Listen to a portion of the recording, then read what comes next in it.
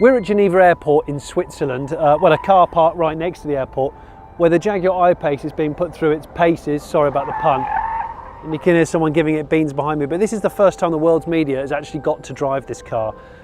Jag have put an awful lot of effort into this. They've done over 1.5 million real world miles. There's over 200 prototypes flying around.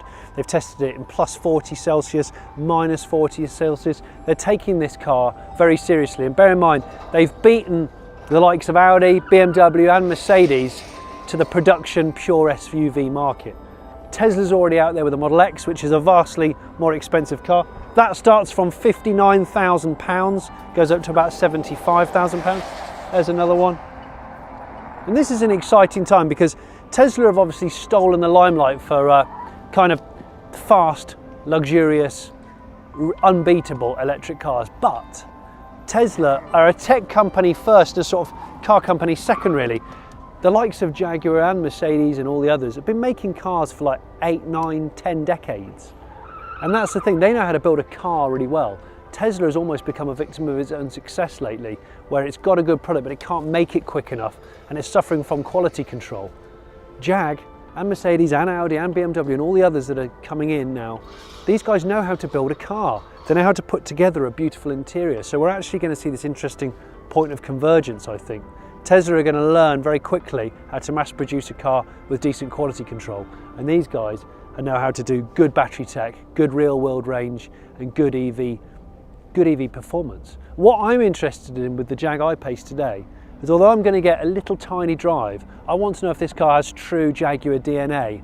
And by that, what I mean is Jaguar is known for its sports cars and its sports saloons. So cars that can go fast in a straight line, but they're also very, very agile. And agility is something that a lot of EVs on sale now don't actually have. And the other thing about Jags is they're refined. They can be smooth, they can be really serene. You've got that waftability with a huge amount of clout. And that's what I hope the I-Pace will deliver. I feel like we're at a really interesting point in the world of EV, where mainstream manufacturers are about to press the button on some really big projects, some really credible cars. You know, Porsche with its Mission E, Audi with its e-tron range, Mercedes with its EQ, Jag with the I-Pace, and this platform will no doubt be used on another car in the next 12 to 18 months. So these are really exciting times, and this is friendly competition, really. It means Tesla will step up even more. It means these guys will work even harder. So for EV people like you and I, it's only going to be good news. And it'll also mean that more people will buy it, which means the infrastructure will get better, which is like a win-win, right? Oh, it's hustling along nicely, isn't it?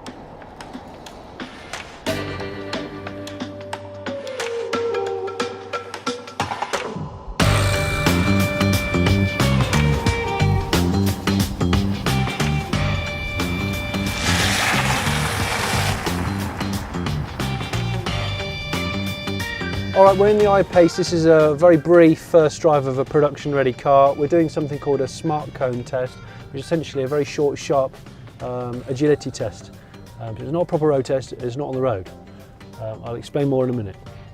So we just go, do we? We can go. The green cones are flashing. I don't really know how to do this. I normally just drive fast around a car park in random order. Around a car park in a structured way. So we're going to go through those green flashing cones there, and then you want to look for the next set of cones, which is that one there, and you're going to go through those. Where the next set. Okay. Up to the far end where the pit lane is. You can see the blue ones there to your left. They're going to be your next set of cones. Yeah, and then you want to go over to the right, you can see another set over there. Oh, hang on. There we go. Straight ahead, there's green. Okay, yeah. Hard left, because those ones that were blue are now green. It's just like a game. That's it, it's like a game. And we've all played those games where you're hitting the wall, aren't you? I've never played a game where I'm hitting a wall. Oh, the fitness game, not with a car. The fitness game, that's it, yeah. So it's a fitness game transported into the car environment. No, this is cunning because I'm concentrating more on cones than I am on the chassis of the I-Pace. But I love the response. Obviously, 4.5 seconds to 60. Have I just missed that completely? I haven't. Yeah. I thought I went through a pair of cones that wasn't actually a pair of cones. A little bit of a whine off the motors. That's good. Obviously, the thing about electric cars is they carry a bit of bulk. This is over 2.1 tonnes. But with the high-powered regen, you can feel it's hustling quite well, really well actually. That's red. Does that mean definitely don't go through? Red means game is over. Oh, what? We're going to go up to the far end. I'm here with Ian Hoban. Ian, Johnny. you are, remind me of your title, you're basically the man that didn't shape the car. I didn't shape the car, no, that was Mr. Callum, that's the other Ian, that's Yeah. right. I'm the vehicle line director, so really lucky to lead the team of engineers who put their heart and soul into delivering this car. We've got this awesome cutaway. I'm a big fan of cutaways because it explains so much really quickly. But let's talk about first its construction, the body shell and the chassis. Okay, so predominantly aluminium, 94% aluminium is the body structure, which is actually the most aluminium content in a production Jaguar. 94%. 94%. Yeah, pretty good. And aluminium's great, you know, it's light, it's very stiff as well, but it's important to use the right type of aluminium in the right place. So these are structural castings, the turrets here, the suspension here. So these are the nodes, the structural nodes of the car, and it's really important to have a great level of stiffness here. That helps us give the car its dynamic capability. So a lot of stiffness here means when you put a steering input into the car changes direction really quickly. This is not a welded car, am I right? It's riveted. It's riveted and bonded. Aerospace bonding and riveting are the two construction techniques we use. Right, and then right at the front here is one of two hearts. It's a two-motor car. That's right, an electric motor on the front axle and one on the rear. And we're quite proud of the motor. It's got a concentric motor, and the reason that's important, what that means is the drive shaft actually goes straight through the motor. I remember it's the hollow telling me motor. this. Yeah. And what's the reason for that? So it helps the motor be very lightweight, so it's about 78 kilograms with the motor and the transmission. Okay. But probably even more importantly, it helps it be really compact. So it's about 500 millimeters actually, but about 250 millimeters in diameter. So a motor like this will deliver about a 95%, in fact greater than 95% efficiency. Yeah. Not just high levels of efficiency, but over a wide drive cycle or high levels of a high range of speed. So between about 30 kilometers an hour and 150 kilometers an hour, this motor will deliver more than 95% efficiency. And motors are obviously very efficient, but some of the ones that our competition use are perhaps in the 92 to 93% efficiency range. Right, okay. So it's the rare earth magnet part is a particularly important part in terms of how we deliver that efficiency. So on top of that motor, we have? Yeah, so on top of the motor, we have the inverter. Yeah. So that's the inverter, which basically controls, or in between the battery and controls the load into the motor and regulates the torque demand from the driver into the motor. So that's the inverter, and then on top of the inverter we have the onboard charger. So this is the 7 kilowatt onboard charger, which you can see obviously is connected to the charge port. Yeah. Now there's a good space here, which presumably is for crash protection. That's right, absolutely, yeah. Let's talk about thermal scavenging, because it's a term You that I wanted to talk don't about use. that. You kind of work it into the conversation. I had to work into the conversation because I heard it, I saw it in a press release and I thought, right, thermal scavenging, it's a great term to use. And also, obviously, we're in winter right now, when EVs have a bit of a tough time. That's right. Talk me through it. Okay, so batteries are like us. They don't like to be too hot, they don't like to be too cold. So 20, 25 degrees C is fine. It's the ideal operating range for a battery. And what we'd like to do, obviously, keep the battery at that temperature range. Yeah. So that's the first important part. The other important part is, I guess in a constructive way, it makes you as an engineer be paranoid about the energy that's around you, how you use that energy and how you use it most efficiently. So the thermal scavenging actually is, even on a freezing morning, the car using a series of heat exchangers and pumps can basically scavenge energy, temperature and energy from the front of the car. People often think that because it's freezing, you can't get any more energy, but of course we're on a Kelvin scale here. Yeah. So even on a freezing morning, you can still get energy out of the air, actually use it to provide energy to the battery. So this is like a heat pump from a house? Similar principle, basically, scavenging through a heat exchanger, compressing it, and then providing that energy to the battery. And we estimate there's about a 2.5 times upgrade. So a kilowatt of energy that's scavenged from the front of the car can benefit the battery by 2.5 kilowatts. So it's a real important aspect of how we maintain the range in all driving conditions. Maximise it, I suppose. That's right. And if we didn't do that, we estimate that perhaps the customer might lose anything up to 50 kilometres of range, which is a big deal. Yeah. So it's important to use the most energy, or to maximise the usage of the energy that's around you at all times. Incidentally, it can also scavenge or benefit from some of the thermal properties, or the thermal energy of the motors as well, and the EDU. So you can take some temperature from there, and again use that to heat the cabin. And is that through that's through heat exchanging? Basically, similar principle. Here, this whole floor pan is your battery pack that gets bolted up from underneath, forms part of the structure, forms the entire floor of the car. And 36 modules? 36 modules. So each one of these is the module. Yep.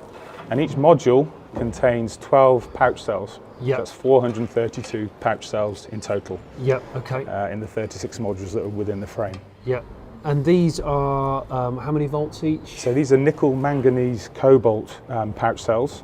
Okay, so the overall voltage of the battery pack is 450 volts. When it's fully charged, around 450 volts. Yeah, but devising a system like this, a floor pan which bolts in and out of a vehicle, and the opportunity to go four-wheel drive or two-wheel drive, this could be put into a lot of other cars. It's, I guess it's very flexible, is what you'd say. So the basic principles, the modularity principles are there for us to use in the future. Yeah, absolutely. Yeah. That was a bit of a Radio 4 answer, wasn't it? That was quite Radio 4. Yeah, sorry about that. But I'll take it. Okay. So we're now at the point where the driver and passenger are going to sit about there, the back seat's kind of over the...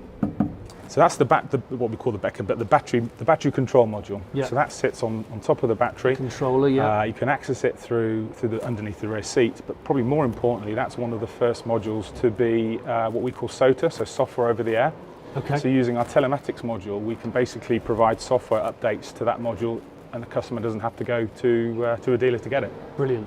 Regen's really important, and I know regen's come on a long way in EV productions. You've got several stages of regen. Yeah, there's two stages of regen: high regen and low regen. Okay. So we actually call it single pedal driving, and it sounds a little odd, but it is really, really intuitive. And when you've tried it, honestly, you really wouldn't want to go back. Basically, with high levels of regen, you come off the accelerator pedal, and the car will obviously start to slow down very quickly. Immediately. So it's kind of dragging its brakes. It feels like it's recuperating the energy through the brakes. Yes. Into the car. So what's actually we can deliver up to 0.2 G of braking force through that level of regen. Right. There's a further 0.2 G to make 0.4 G in total when the customer actually applies the brake as well. But what's really important is that actually we've done some work, and we reckon around 98% of all customer braking situations you can actually do by letting the car do regenerative braking. Without touching the brake. That's why we call it single pedal, and it's so intuitive. In fact, incidentally, we can get through a whole test cycle, an emissions test cycle again without pressing the brake pedal. Really? So there's benefits in terms of brake pad wear, of brake dust. I've not seen this against any other cars, but to me this looks like a smaller car than an F-Pace. It is smaller than F-Pace, yeah. It's shorter than F-Pace, but I think the real added benefit of a ground-up blank sheet of paper architecture is in the length. Right. So in the length terms, this car is 50 millimetres shorter than 50. than an F-Pace. Yeah. But in wheelbase terms, 115 millimetres longer. The real benefit is, of course, the occupant space, the interior space we're liberating. The cab forward design really enables us to position the occupants further apart, and the knee room again is far more beneficial for a car like this. So the perception of space on a BEV, on an electric vehicle is really well. That's great. What I'm looking forward to as the driver. You'll see there's much more of an airy cabin. I know that there was talk about comparing it to a Porsche Cayenne.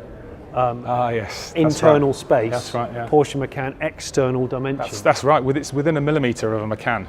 Is it but really? Actually, the interior space is bigger than a Cayenne. Yeah, that's impressive, though. I mean, that's a one segment bigger car. Significant segment above. Yeah, that's right. I guess that's where EVs win. Absolutely, yes. Ian, thank you so much for your time. Pleasure. Thank you. I love looking at a cutaway. Thank you.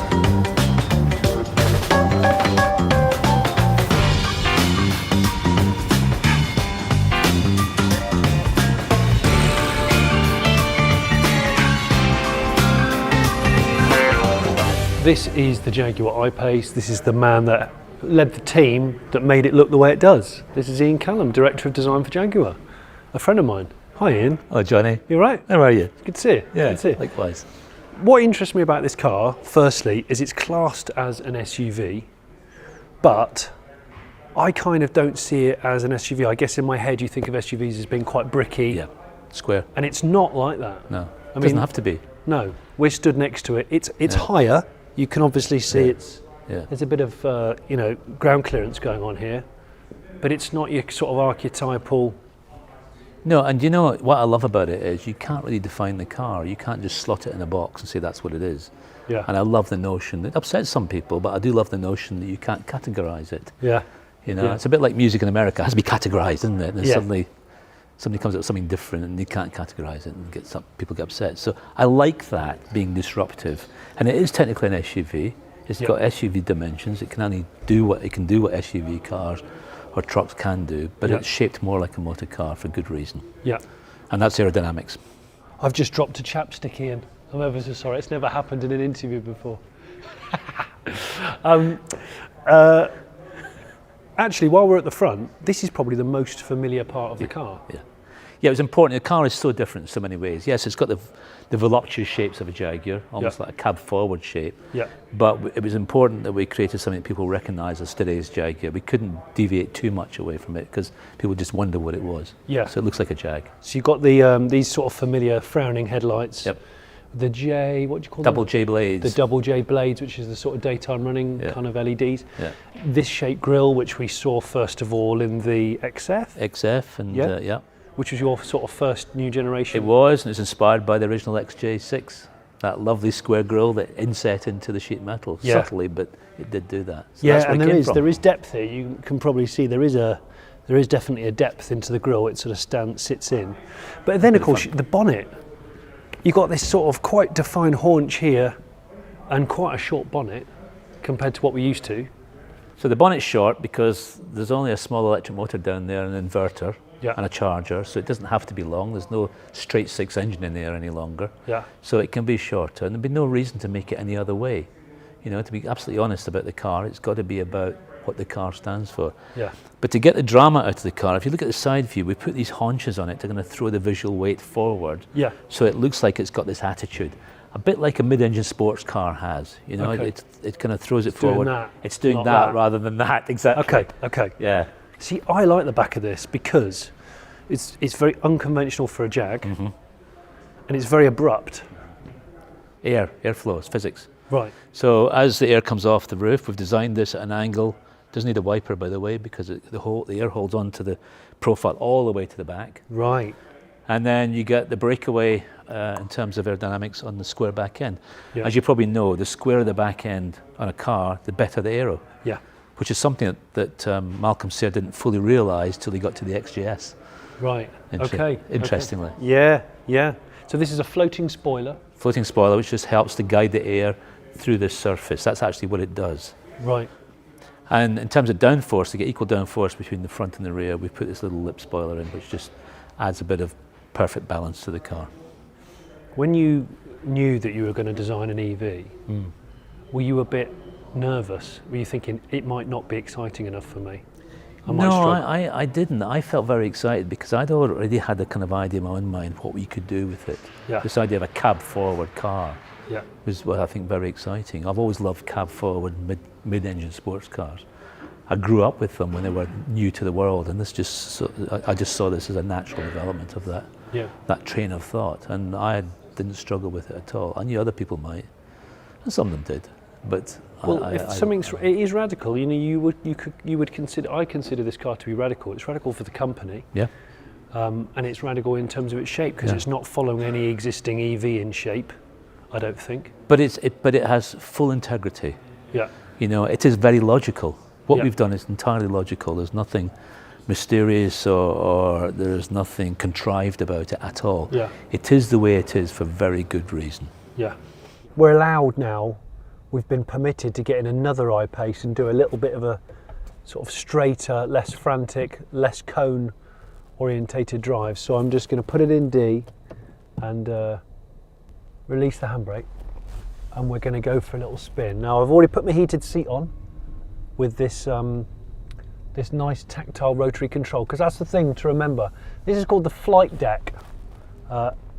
Jag call this the flight deck, and what this is you've got 2 touch screens here, and then you've got a nice full instrument graphic screen here. But they've decided to divide it between your more obvious day-to-day stuff, like your seat controls with this push-pull, really lovely little wheel, thumb wheel here. So while I'm driving and I don't want to take my eyes off the wheel, I can do the climate control and stuff with relative ease. But then you've got all the infotainment here, which at the moment is showing graphics of like regen braking, that kind of thing, or your infotainment and its swipe, all the stuff you'd expect from a lot of car companies. I've got my heads-up display here. I've got my sort of deep dish sporty 3-spoke steering wheel, which you've seen on other Jag models. But what I'm really thinking about is the way it rides. I've seen the way it goes around tight corners with the cones, and the body control is very flat. The test cars I'm driving have got the optional air suspension, which you can adjust 90 millimeters in height. So it sets, it either goes 40 down or 50 up to do off-roading, or it drops down at high speeds on the motorway for efficiency, or when you get out the car, so you don't have to climb up so high. The other thing to bear in mind is you've got your, down here on the right, you've got actual buttons for your off-road capability, your terrain response, and your up and down, and your traction control. And on the left here, right by my right knee, you've got your transmission, your drive, your neutral, your reverse, your park. Got electric handbrake. Remember, you've got your release for the boot and your release for the front boot. You've got a back boot and a front boot here. But I have to say, what this car is, I can tell even just by driving it quite slow speeds, is this is a driver's EV.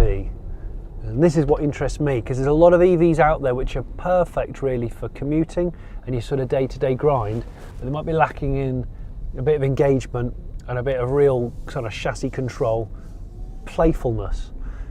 What the I-Pace has got, it's got luxury and it's also got playfulness. I'm excited by this because you know what? I'm in a fully electric car made by a mainstream manufacturer who've been in business for 80 odd years. And this is what I like. This is the bit that the Tesla is missing. Don't get me wrong, I'm not talking about the technology, I'm talking about the finish, the quality, the fit and the finish. I've not seen this level of fit and finish in a full EV. And this is where people like Jag and Porsche will, and Mercedes-Benz will, and Audi, they will be bringing this, the stuff they've been building for decades, to the fight with Tesla. There's actually not enough time for me to explain how you can configure all of this, because there's so much tech going on and there's so much integration with your smartphone and dedicated apps. But basically you can have this instrument cluster in front of you as a full width sat nav, and then you can throw some of that information down onto this screen here, and then down here, this one, like I said before, this is more about your sort of immediate day-to-day stuff like your comfort, your heating, your AC, and then you've got the transmission down here on this little wing, drive, neutral, reverse, park.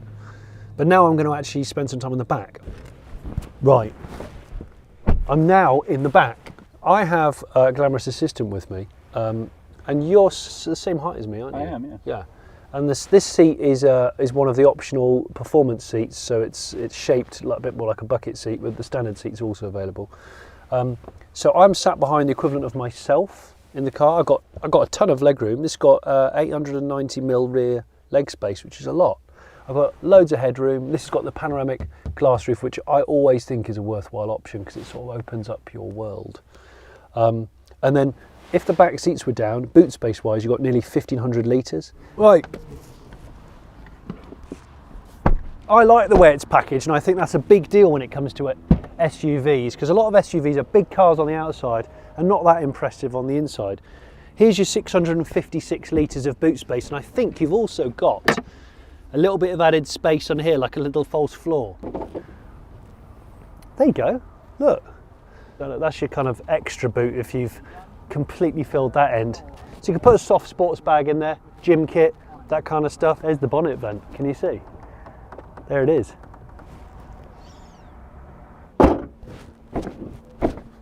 There we go. Do you know what this badge is called? Jaguar don't talk about it much, but do you know what this particular logo is with it? It's called a Growler. But slightly better is the one at the back. It's my favourite, the one at the back. That one, the lovely kind of sculpted, muscular one, that's called the Leaper. The Leaper. So on the front of the old Jaguars, it was the statue on the bonnet, like the Rolls Royce, but the leaping cat. That's the Leaper, the front's the Growler. Front Growler, back Leaper. There you go then, the I-Pace, a British designed, Austrian built, 2-motor, all-wheel drive, 298 mile SUV that's pure EV. And luckily, it doesn't look like an SUV, it looks better than that. I just hope this car drives on the road as good as it has done today. And also I hope that Tesla learn as quickly as they have in the past about how to put a car together really well. This is exciting times for EVs, right?